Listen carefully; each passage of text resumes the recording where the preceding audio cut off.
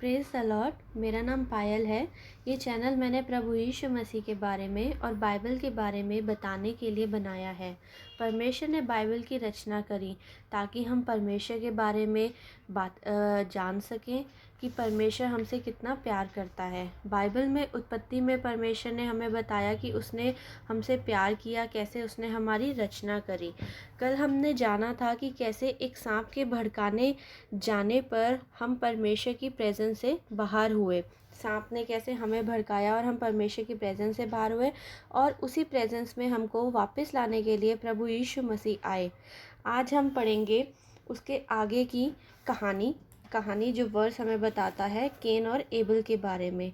हव्वा के बच्चे, जो पहली संतान हुई, 2 संतानें हुई हव्वा को, केन और एबल। आज हम उनके बारे में जानेंगे कि आगे क्या हुआ।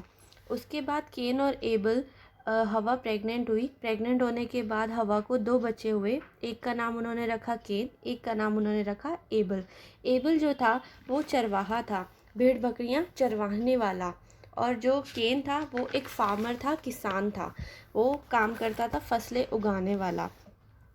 दोनों ने अपना अपना काम किया। दोनों ने अपने अपने जो फर्स्ट फ्रूट होते हैं वो परमेश्वर को अर्पण करें। क्यों करें? क्योंकि अर्थ जो है, जब हम परमेश्वर की प्रेजेंस से बाहर निकले तो परमेश्वर ने अर्थ को कर्ज किया, सांप को कर्ज किया, पर हमको पनिश किया। हमको कर्ज नहीं किया था परमेश्वर ने। तो जो भी हम अर्थ से कमाते हैं उसका फर्स्ट जो पहला फ्रूट होता है वो हम परमेश्वर को देते हैं, ताकि वो हमने जो भी कमाया है वो हमारी ऑफरिंग स्वीकार करे और हमको ब्लेस करे, मल्टीप्लाई करे हमारे सीड्स को, हमारी ऑफरिंग को। हमें अच्छी सेहत से परमेश्वर हमें ब्लेस करे। तब फिर दोनों ने अपनी अपनी पहली ऑफरिंग, एबल ने जो चरवाहा था अपना सबसे अच्छा जो लैम्प होता है, बछड़ा होता है, वो परमेश्वर को दिया। केन ने एक अच्छा तो नहीं बट हाँ, बिना मन से एक छोटा सा एक जो भी उसने अपना उगाया था उस जो अपने फार्म लैंड से, वो दिया। एबल की जो ऑफरिंग थी वो तो परमेश्वर ने एक्सेप्ट करी, पर जो केन की ऑफरिंग थी वो परमेश्वर ने एक्सेप्ट नहीं करी। जिसके बाद केन बहुत गुस्सा हो गया। फिर उसके बाद परमेश्वर से उसने पूछा कि क्यों नहीं हुई। परमेश्वर ने कहा क्योंकि तेरा मन साफ नहीं था, तूने बिना मन से मुझे दिया। फिर उसके बाद केन ने एबल को मार डाला, बाहर लेकर गया और पत्थर से उसके सर पे मार डाला। इसके बाद परमेश्वर ने केन को डांटा, पनिश किया और बोला। उसके बाद जो भी केन की संतानें हुई, उसके बाद आगे अगर हम देखेंगे तो पाप बढ़ता चला गया। पहला जो क्राइम था, मर्डर जो हुआ था, वो केन ने एबल को मार के किया था। उसके बाद पाप बढ़ता चला गया। आदम के डिसेंडेंट, यानी उसकी आगे की डिसेंडेंट्स हम बोलेंगे, आगे के बच्चे, पीढ़ियाँ बढ़ती चली गई। और विकेडनेस, पाप, सिन हमारे ब्लड में जो सेब खाने से ऑलरेडी आ गया था, वो बढ़ता चला गया।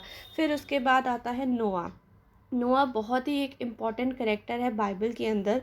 नोआ एक ऐसी फैमिली थी जो परमेश्वर ने देखा कि सिर्फ एक वही फैमिली है जो मेरी कमांडमेंट्स में चल रही है, जो मुझसे प्यार करता है, जो मुझे अपना फर्स्ट फ्रूट भी देता है। तब परमेश्वर ने नोआ से बात करी। और नोआ के 3 बच्चे थे। उन तीनों बच्चों का नाम है शेम, हैम और जफेत। फिर परमेश्वर ने नोआ से बात करी और कहा कि इस दुनिया में बहुत ज़्यादा पाप बढ़ चुका है, अब मैं इस दुनिया को ख़त्म करने वाला हूँ। परमेश्वर ने मन बनाया और कहा कि क्योंकि तुम्हारी फैमिली जो है वो मुझ पे विश्वास करती है, मेरे दिखाए हुए रास्ते पे चलती है, तो मैं तुम्हारे साथ एक कवनेंट बनाऊंगा और तुम्हें ब्लेस करूंगा। परमेश्वर ने उसको कमांड दी, आज्ञा दी कि एक नाव तैयार कर, और वो नाव 133 मीटर लंबी होनी चाहिए, 22 मीटर चौड़ी होनी चाहिए और 13 मीटर ऊंची होनी चाहिए। उसके ऊपर एक खिड़की तैयार कर, आग तैयार कर, जहाँ पर तुम मुझे ऑफरिंग दे सको, मेरी महिमा कर सको। तो इसी तरीके से नोआ ने वो बोट तैयार करी। फिर परमेश्वर ने उसको आज्ञा दी कि 7 पेयर क्लीन एनिमल्स के, यानी क्लीन एनिमल्स जो होते हैं जिनको हम खा सकते हैं, जैसे कि मुर्गी होती है, या डोमेस्टिक एनिमल होते हैं क्लीन एनिमल्स जिनको हम अपने घर के अंदर रख सकते हैं, जैसे कि डॉग हो गए, कैट हो गए, तो वो क्लीन एनिमल्स परमेश्वर ने कहा 7 पेयर उनके रखना, 1 पेयर हर एक एनिमल का, एक एक पेयर, 7 पेयर यानी क्लीन एनिमल्स के, हर तरीके के, बर्ड्स के, सी के और डोमेस्टिक वाइल्ड हर एनिमल्स के परमेश्वर ने बोला। 1 पेयर परमेश्वर ने बोला अनक्लीन एनिमल्स के रखना, हर तरीके के एनिमल्स के एक एक पेयर रखना।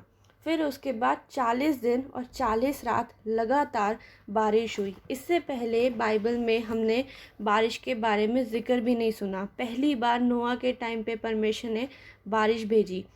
उससे पहले वो अपने पानी से, जो पानी परमेश्वर ने इकट्ठा किया था, उसी पानी से सींच के वो अपनी लैंड्स को फर्टिलाइज करते थे, मतलब पानी से सींचते थे। अब इसमें परमेश्वर ने 40 दिन और 40 रात पहली बार बारिश भेजी। बारिश हुई, होती चली गई और सारी की सारी पृथ्वी पानी से भर गई।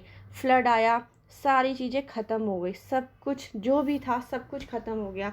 परमेश्वर, जब नोआ ने ये परमेश्वर की आज्ञा मानी और जब परमेश्वर ने नोआ को आज्ञा दी, उस वक्त नोआ की जो एज थी वो 600 साल थी। 600 साल का था नोआ जब बाढ़ आई। फिर परमेश्वर ने 40 दिन 40 रात जब बारिश हुई, बारिश होने के बाद नोआ ने एक कौवे को उस बोट से बाहर निकाला और उसको कहा और उसको भेज दिया, उड़ाया, ये देखने के लिए कि क्या आसपास कोई खाली जगह है जहाँ पर वो बैठ सके या कोई एक तिनके का दाना लेकर आए।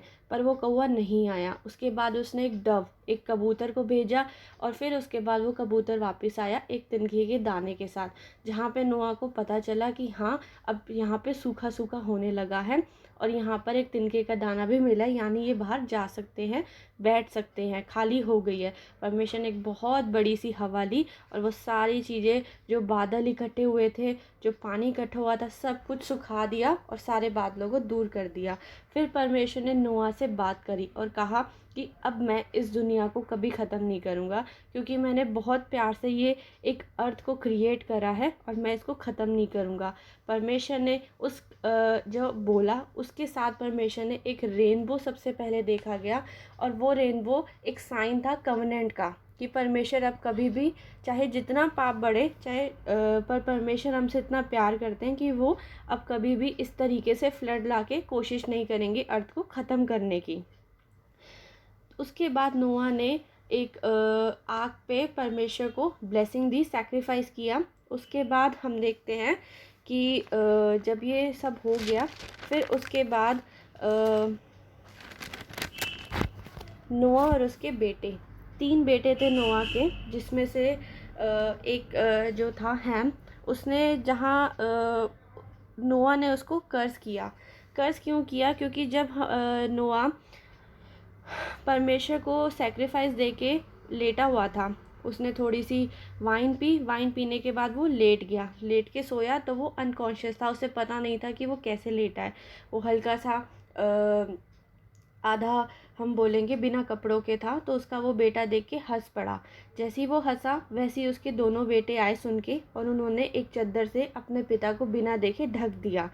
जब नोआ उठा और उसे पता चला कि ऐसे हैम उसके ऊपर हंसा है, उसने उसको उसी वक्त कर्ज करा। इसीलिए जब भी हमारे माता पिता हमें कर्ज करते हैं, हमें बाइबल हमारी जो है कमांडमेंट्स जो है हम आगे जाके पढ़ेंगे मोसेस चैप्टर में, तो फर्स्ट कमांडमेंट हमारे यही होती है कि हमें अपने माता पिता का आदर करना चाहिए। आदर इसलिए करना चाहिए क्योंकि उनके जो वर्ड्स, जो उनके शब्द होते हैं, वो हमें कर्ज भी करते हैं और वो हमें ब्लेस भी करते हैं। परमेश्वर कहते हैं कि मेरे बाद अगर तुम्हारी लाइफ में पहली जो चीज़ है वो तुम्हारी माता और तुम्हारे पिता होते हैं, इसीलिए हमें उनकी रिस्पेक्ट और आज्ञा करनी चाहिए। अगर वो हमें कर्ज कर रहे हैं तो वो भी हमें लगता है, अगर वो हमें ब्लेस करते हैं तो वो भी हमें लगता है। तो यहाँ पे हैम ने अपने पिता का मजाक उड़ाया, जिसके चलते नोआ ने उसको कर्ज किया और उसको कनान का नाम दिया था, अ कर्स ऑन कनान।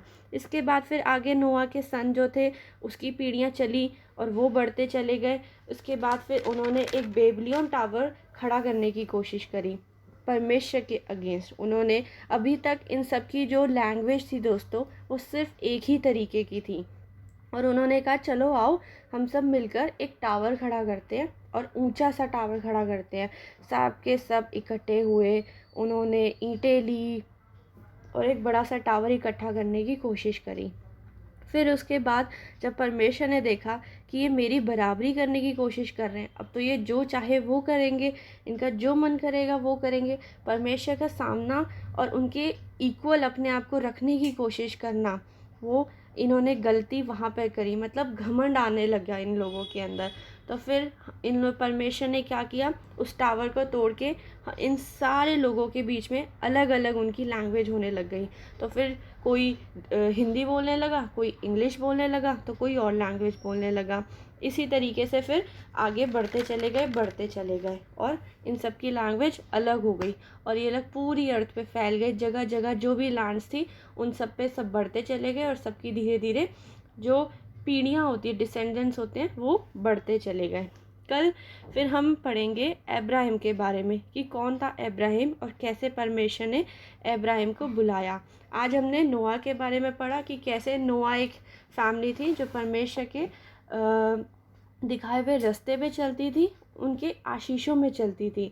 आज हमने जो सीखा है दोस्तों कि यही है कि परमेश्वर हम्बल जो होते हैं ना उनको ब्लेस करता है। परमेश्वर की जो किंगडम है, यीशु मसीह भी जब आए थे उन्होंने यही कहा था कि परमेश्वर की जो किंगडम है ना, वहाँ पे घमंड करने वाले लोगों की जगह नहीं है। जो अपने आप को हम्बल करेगा बिफोर द लॉर्ड, परमेश्वर के सामने, वो किंगडम में परमेश्वर की सबसे ऊंचा रखा जाएगा। इसीलिए और उन्होंने सबसे बड़ी हमें कमांड भी यही रखी है कि हमें एक दूसरे से भाईचारे रखते हुए प्यार करना है, परमेश्वर के बारे में बताना है कि परमेश्वर का प्यार, परमेश्वर ने ये सारी बाइबल ही इसीलिए बनाई है क्योंकि वो हमसे इतना प्यार करता है। तो कल मिलेंगे, थोड़ा सा समय बिताएंगे और अब्राहम के बारे में जानेंगे कि अब्राहम को परमेश्वर ने कैसे बुलाया और क्या आशीषें परमेश्वर ने अब्राहम के लिए रखी और क्यों उन्हें फादर कहा जाता है। हम सब अब्राहम की संतान कहलाए जाते हैं। क्यों कहलाए जाते हैं उसके बारे में कल जानेंगे। तो अगर आपको मेरा ये टीचिंग पसंद आई हो तो इस वीडियो को लाइक करें, सब्सक्राइब करें, इससे मुझे मोटिवेशन मिलेगा इसी तरीके की और वीडियो बनाने का। तब तक के लिए परमेश्वर आपको ब्लेस करे। Praise the Lord.